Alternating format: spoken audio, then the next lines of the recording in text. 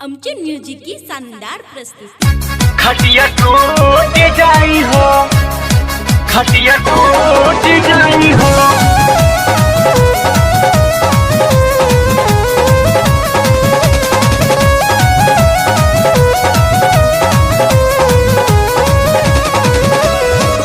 काहे इतना जल्दी में बड़ा ये राजा, धीरे धीरे हमके सटाला तू पाजा।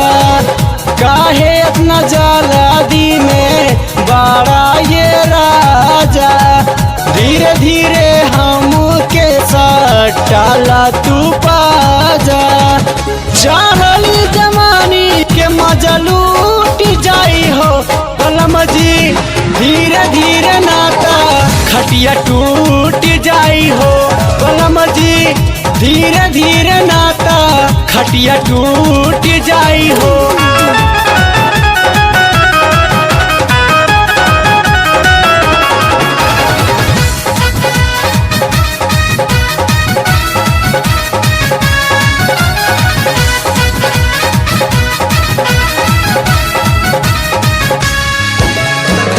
देख के जो बन तोहर मन हो लगिल हो, आज नाही बची ऐसन होते बाट फील हो। देख के जो बन तोहर मन हो लगिल हो, आज नाही बची ऐसन होते बाट फील हो।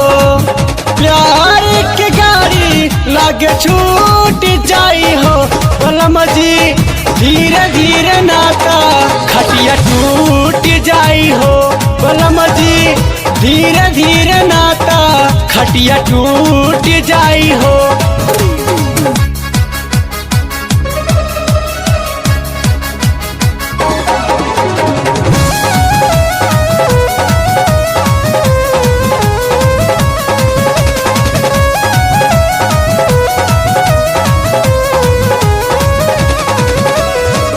रोज रोज कैलस तोहार मनवा न उबे, खाटिया के वैचन हमरा दहिया में चूबे। रोज रोज कैलस तोहार मनवा न उबे, खाटिया के वैचन हमरा दहिया में चूबे।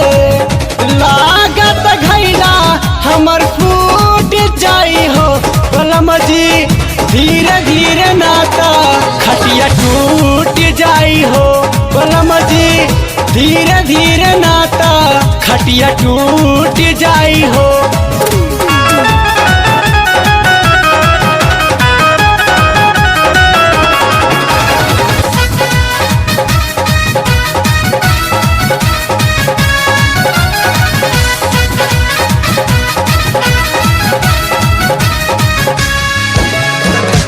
दिलीप राज बुझी तानी मोरे परेशानी, तोहरा ले बाटे हमार चढ़ली जवानी।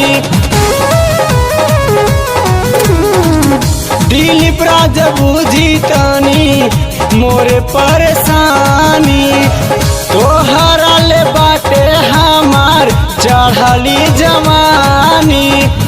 कुछ देर रुकी लइका सूत जाई हो कलम जी, धीरे धीरे नाता खटिया टूट जाई हो कलम जी, धीरे धीरे नाता खटिया टूट जाई हो। अमचूर म्यूजिक की शानदार प्रस्तुति।